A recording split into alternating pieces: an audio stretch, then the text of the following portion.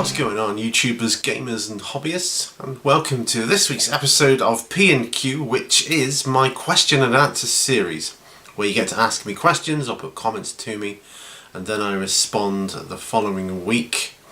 Now this can be done one of four ways. First way, obviously, is to leave your comment or question down below in the comments section under the video if you're watching this on minimised. Two, if you want an anonymous response for whatever reason, you can email me directly at miniwarzone@gmail.com. There'll be a link in the video description below, as always. Three, you can make a video yourself asking a question. Some people do that. It's not happening quite so much these days as it once did, but yeah. And it depends on, of course, if I see said video. So I need to do that, and of course, obviously, if I want to either answer it on here or make a separate video response, which is what I sometimes do when people have a topical video as opposed to a straightforward question. But anyway, that's that. Or if we meet in person and we talk about stuff and it's interesting, then I'll raise that here as a topic or a question or whatever, and we'll just talk about that. Now this week I don't have much in the way of video questions or emails. I've got one of each, so it's a bit different from last week. Flying away. Last week I had a few more. That was cool. I like that. So I encourage you to do these because they're cool. And then the comments left from last week, obviously, which is cool. You may hear my dog barking periodically. They're outside. They got the free run of the garden, so they're kind of outside the studio running around. Not that I would want to be running around outside today, although it's dry. It is dry. I'll just have a sip of coffee. But it's definitely colder today. I've noticed a dramatic change in the temperature. So I've got my heating on in the studio, so that's heating up nicely. I'll be nice and toasty in no time at all. The thing about this studio is it's very, very well insulated, quite thick insulation, and so it heats up really, really well. And I can't believe it was not long ago having the fans on to try and cool myself down in the summer. Well, it seems strange. The seasons just don't last. The season of summer does not last long enough here. Seems like a couple of weeks really, but there you go. I suppose it's more than that. It's more like 4 weeks, I suppose, in total, and then things start changing. But anyway, I'm going to start with the questions or comments that were left from last week's show, and then I'll come back to my video question and my email. So that's the order I want to do this today, just to change things up a little bit. Anyway, the first one comes from Drake's War Channel. Who says, an impressive array of work in your history. And of course we were talking about, or I was talking about my jobs. I've had 27 jobs in total, and that's, I know compared to some that's quite a lot, but you know, I'm older than you think. But anyway, yeah, and when I was a student, of course I had 3 jobs at once. In one of my years, was it my first or second year? First year, I think. My first year of university, I had 3 jobs. I was holding down an early morning cleaning job before I went to university. Then in the evenings, I had an evening job as well, working at a local college. And then I had another cleaning job where I was a freelance cleaner for property letting agents, like cleaning flats and apartments and houses and that, and they were gracious enough to give me the flexibility to fit it in and around my kind of lectures. So some days I would be odd. I would have like a couple of lectures in the morning, then I'd have the afternoon free, so I could then do that job in the afternoon, or vice versa. So that was kind of cool, and that's what kept me afloat really during the 3 years of university. So yeah, so that's how I kind of put myself through that. So yes, and it is quite a lot of jobs, I suppose. I've had a lot of jobs and I've done all sorts, as I said, but his question, anyway, let's get to the question. It says, I would like to know if you have ever seen the movie The Deer Hunter with Robert De Niro, Meryl Streep, Christopher Walken and Robert Duvall. If so, what was your impression of the film? The answer is yes, I have seen it, The Deer Hunter, but not since I was a child. I was at school, secondary school I believe, when I saw that film. Yes, I was at my comprehensive school. I can't remember an awful lot about it. Remember the theme tune, obviously. Because I don't have a very good memory anyway, it's difficult for me, but what I do remember are feelings about the movie. I do remember that I enjoyed it. I did like it.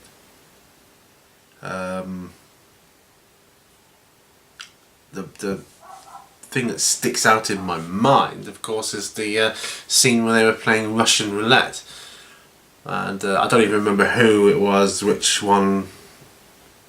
He put an extra bullet in the chamber, and then just kind of blew a couple of them away, of like their captors and that. But yeah, that was in Vietnam, wasn't it? I remember it. I do remember liking it, but it's been so long ago since I saw it. I would have to watch it again, and it is a film. It's kind of a bit of a classic, so I would say there's a very good chance that I will see it again, and you know, I can evaluate it properly then. But yeah, I have a positive memory. You know, what memory I do have of it is positive. Okay. Thank you for your question, Drake's Watcher. I like what you're doing, by the way, with your Flames of War stuff. Very cool, keep it up. Right, moving on now is Frost and Fists, who says, great video, my friend. Lady Mini Warzone did an excellent job with Bert. Oh, there he is. Thank you very much. He's inspired a question for next week. What was your favourite stuffed animal or animals growing up? Take care and much love, my brother, Wolf Brother Mephos. Thank you, Wolf Brother Mephos. Thank you for watching the show. I do really appreciate it.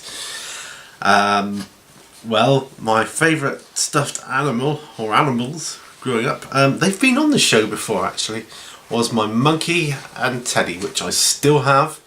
The Teddy, which is as old as I am, because I had him when I was a newborn, and I cried when they tried to take him away because he had a broken arm or leg or something, or both, and they were going to take him away to my parents were trying to take him away to you know, exchange him for a new one, but I cried so much and then instantly stopped crying when they sort of gave him back, that they just didn't have the heart to remove him from me.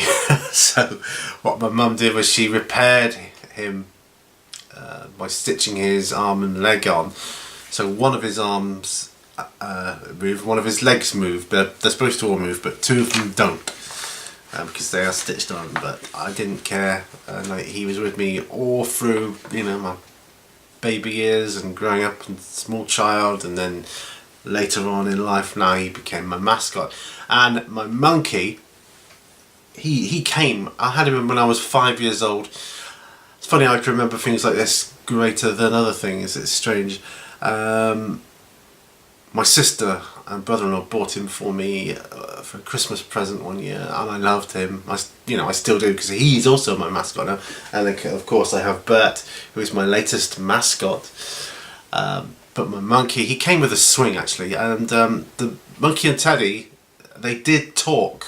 Well, my teddy bear growled if you sort of tipped him up, but he'd just go ah, like, you know, that kind of thing. But my monkey, he talked. He said phrases. I remember Have a Banana Munch Munch was my favourite, and What's the Way to the Party and things like that, and it was really, really cool. They were my favourite animals growing up. I always had Monkey with me whenever I was poorly as a child, like if I had like chicken pox or whatever. I remember having that, and you know, I'd find great comfort in that. And of course, they went everywhere with me and did everything that I did. You know, having a wash in the mornings. You know, I washed his because he had a plastic face and hands and feet, so I made sure they were all washed. And yeah, it's just one of those things you do as a kid, I guess. But it's good memories, very good memories. I find, you know, as I'm getting older, the older I get, the more nostalgia creeps into my life. So, you know, I wouldn't say I live in the past, but I spend a lot of my time thinking of the past, I suppose. Whether that I can't speak for all of you guys, or that's the same for you all, but that's certainly how it's happening with me in my life. But yeah, wow. But yes, my monkey and my teddy, one of my favourite stuffed animals growing up. And of course, I've got Bert here now as my permanent mascot for Mini Warzone, which is great because obviously Bert is the first stuffed toy I've ever had since childhood. And that's just, I thought it was a really nice gesture, and yeah, I'm very impressed. She really enjoyed making him, and she did it really quick in about 3 days. Given that she hasn't been knitting, you know, that long, and she's still learning new techniques and things and ways to do things, and I expect I'm going to be seeing a lot more knitted awesomeness in my life. Of course, she's made me hats as well, and socks and different things. It's really cool. Thank you for your question, brother. Very cool. Right, next one comes from Jedi Jim, who says, "Really like Bert the mascot. How are you getting famous, Bert?" He's getting famous here. Actually, let's begin with it. He's becoming famous. He could outshine me and take over. So, thank you very much for your question. Really appreciate it. Cheers. Yeah. He'll end up with his own show, won't he? I can see that. Yeah. Ask Bert. Anyway, Jedi Jim. Actually, yeah, I am as mad as I seem. He says, "Really like Bert the mascot. My wife crochets, and I have a couple of stuffed Yoda I am not ashamed to cherish." That is cool. Yoda is especially cool. Wow, crochet. I remember my gran used to do crochet. I remember again growing up as a child, being poorly. I had this well, from a baby into when I used to be in my cot and things like that, I had this crocheted blanket that my gran made for me. And whenever I was ill as a child, I used to huddle into this. It wasn't very big, so obviously I was small, but I was getting bigger. Yeah, crochet. That's the ones with the hooks, isn't it? It's all knitting, crochet. It's all beyond me. It's like, wow. I just look at it, and then, you know, within the space of a very short time, I see stuff being created, and I was like, wow, how'd you do that? With a couple of like knitting needles and different things. Anyway, yeah. So Yoda, maybe my wife could be knitting some Star Wars stuff as well. That'd be cool, or Warhammer things. Yeah. She's been asked to knit a Necron, I think. So who knows? Whatever happens, if anything happens like that, I'll be sure to let you guys know. Next question. Super Wargamer P&Q. Do you think you can get your wife to knit a Necron? If so, do it, lol. Yeah. And I kid you not, it's the question right after. Yes, so Super Wargamer just asked if I can get my wife to knit a Necron. I think I asked her to knit a Tyranid. Knit a Tyranid, you know. Do it. Yes, we want knitted. Hey, knitted Warhammer. This could become a thing, couldn't it? You must have your knitted army full fully knitted, like instead of fully painting, it's got to be fully knitted. Hey, that's cool. Hey, I could be onto something here. That's cool. I like that. I can try. That's all I can say. Eric Beer 40k says, cool answers, Pete. That is a lot of jobs. Are you old enough, lol? Oh yes. I've only had one job since 1988. Wow. What are you hoping for in the new Star Wars film? Hey, that's a good question. Am I old enough? Yes, I'm old enough. I'm more than old enough. I'm more of a big kid now than I ever was before. I kind of early on, as soon as I left home, I had to leave home fairly early, earlier than I would have preferred, if I'm honest. I had to become grown up quite quickly from that point onwards, and then it's only really in the last sort of 10 years that I've started becoming a big kid again, you know. It's but I'm enjoying it. I'm really enjoying it, I have to say.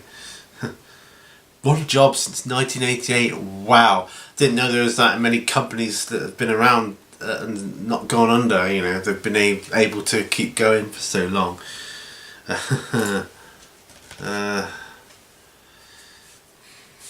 What am I hoping for in the new Star Wars film? I'll tell you what I'm hoping for, and I am super excited for it. I know not everybody is, but I am, and I'm hoping for some answers to kind of like backstory questions.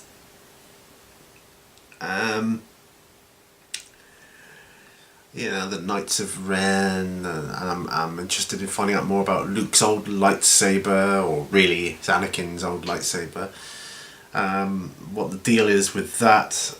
I want to know if Luke's going to have his green lightsaber, because the only pictures I've ever seen of him is he's got the staff, whether it could be in the staff, maybe. He seems to like hiding things, like he hid his lightsaber in R2-D2 in the Return of the Jedi. And I want to know more, because I've seen a lot of stuff regarding Luke's lightsaber and his kyber crystal.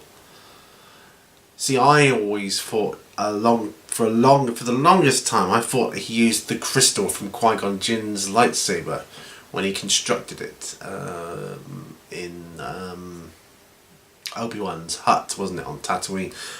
But it turns out that it's a synthetic crystal.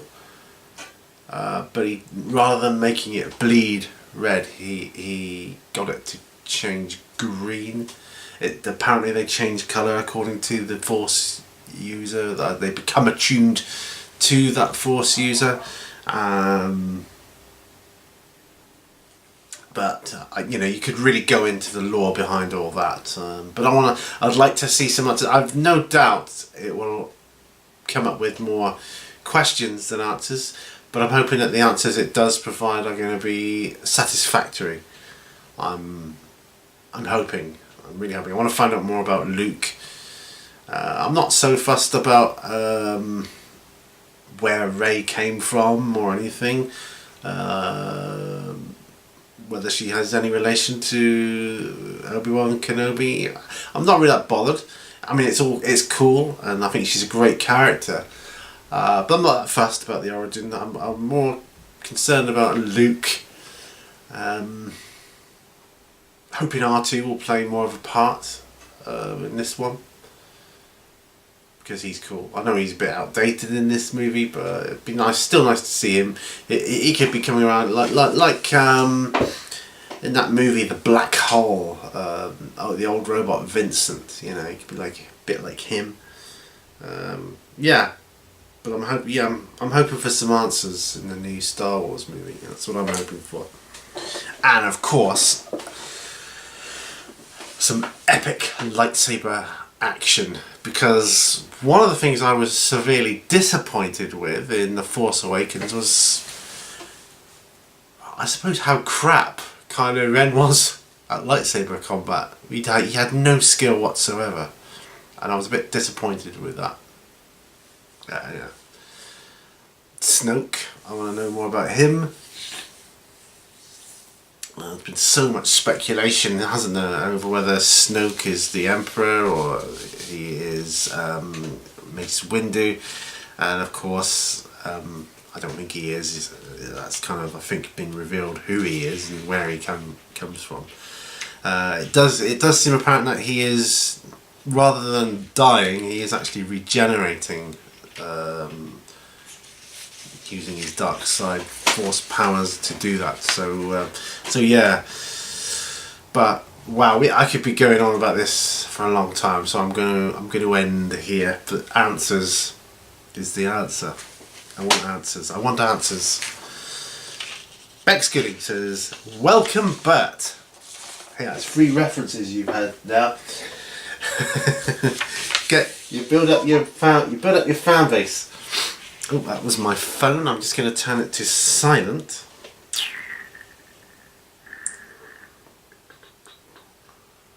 Put it on silent.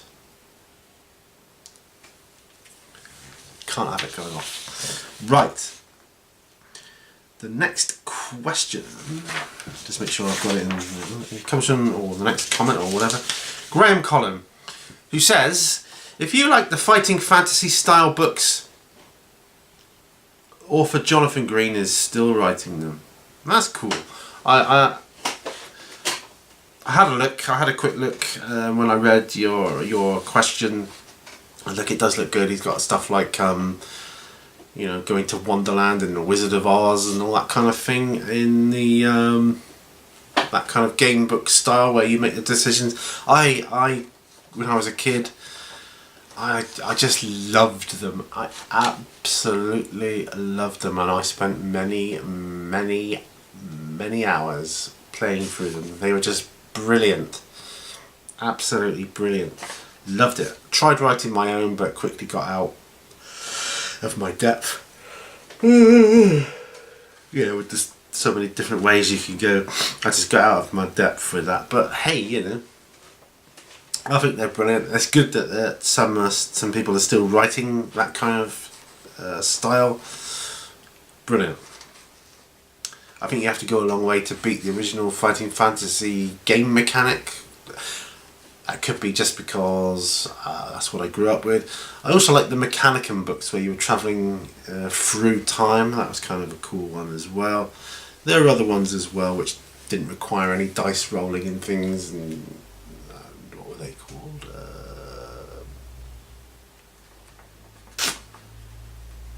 I can't remember off the top of my head. But there's quite a few books of that ilk around. So right, yeah. Anyway, Cruangela Silicus is next, and he says, "Nice PQ. I always found House of Hell a nightmare, and Creature of Havoc was impossible for me. Do you have any favourite dice that you always use in your games, or do you have specific dice for specific games?" I find I have a selection of, well, no, yeah, we'll go backwards. I have a selection of dice in my War Machine and Hordes boxes that I just keep for those, not for any particular reason, just to have them. I don't really have any favourite dice. I like rolling all kinds of dice. Yeah, I don't have a favourite. I like them all. Obviously, I do use specific dice for games like Zombicide, the dice that come with it, because I've got so many of them now. Those red dice, and they're quite clear on camera and things like that, and even just sitting around playing you can see from a distance, nice and easy, and that's kind of cool. Yeah, House of Hell was a difficult fighting fantasy book, and Creature of Havoc as I remember it. I think I played House of Hell more than Creature of Havoc, but sorry about that. My dog is barking, but we're near the end, so we'll just keep going with this. But I've got 2 more questions yet to answer. Moving on to Basic Miniature Painting says, great update, mate. Hi, Bert. Again, a fourth reference. Bert is getting really popular here. This is quite worrying. Nah, I'm not bothered. Bert will get his own show for sure. He might even have his own channel one day. How do you feel about that? Right, now I'm coming back to the first two, the video question and the email. Starting with the video question. This comes from Black Country Wargamer. He's been asking some great questions lately. On his Ask My Audience, he says, are you an after hours hobbyist? I.e., do you hobby at weird times, such as late at night or early in the morning? Not so much now, but I have done. Yes, definitely have done. And times like if I can't sleep, I tend not to come out here, because although it's lit, the way is lit with lights, I can, the lights will come on through motion sensor. It's like cold and wet usually at the moment, so it's not really an option for me at the moment, because then you got to get the heating on. So what I tend to do now is I come out, I put the heating on, go back, make my coffee, sort things out, and then by the time I come in, it's nice and warm. I don't want to sit here freezing for half an hour before it's warm up. I don't think it takes that long to warm up, but you know what I'm saying. I don't want to sit here in the cold whilst I'm waiting for things to get warm. So yeah. That said, odd things happen, for instance, my wife and daughter are going away end of the month for the weekend to celebrate my daughter's birthday, but we'll be celebrating as a family beforehand. But they're going away because it's her 18th. It's a big one, and it's marking her move into adulthood and all this kind of thing. And they're going away with a couple of girly friends. So they're having a girly weekend in a spa and all that kind of stuff. So that is going to enable me, if I can't sleep or I'm thinking about stuff, I may come out here then and do some hobby. Might do. Or I might hold a live show back at the house in the comfort of there. I might do that. That could be an option, actually. Yeah, so but I used to do it a lot when my hobby room was actually a room in the house. I used to do it a lot more then, so just convenience, really. Yeah, I'm all for that, but I just don't seem to do it much at the moment. Okay, and the last question I have forms part of an email I had, so I'll just read out the question section or portion that says, so what are your plans for Christmas? How is your channel going to adjust for the wind down period?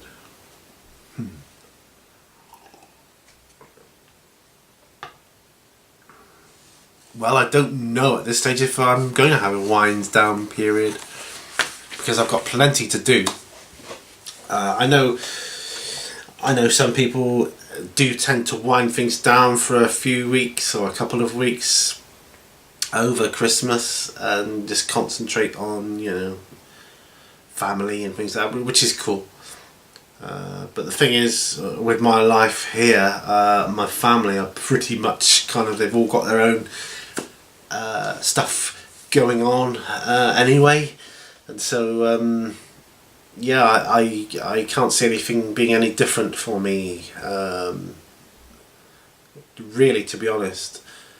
And very likely I'll have videos going up on Christmas Day and Christmas Eve and Boxing Day. I don't know, might have a day off Boxing Day, treat myself, you know what I'm saying.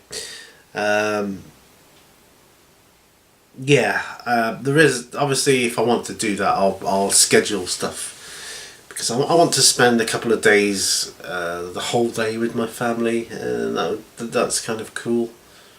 What I enjoy, depends what you enjoy doing, I suppose. My biggest enjoyment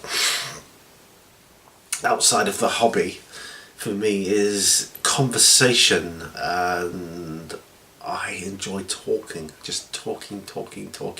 My wife and I have such amazing conversations, and we just talk and have really in-depth, deep conversations, and before you know it, it's midnight, you know, it's like, wow, time, you know, gotta go to bed, you know. So it's easy for us to do that. But over Christmas, I don't know, we'll probably chew the fat about a load of things, you know. What I want to make this year, I want to make things more positive for us in our life. So I would try and steer conversations into, you know, what's going well, what's positive, what's, you know, what we're enjoying, as opposed to what didn't go so well, or you know, that kind of thing. Because I think people have a tendency to,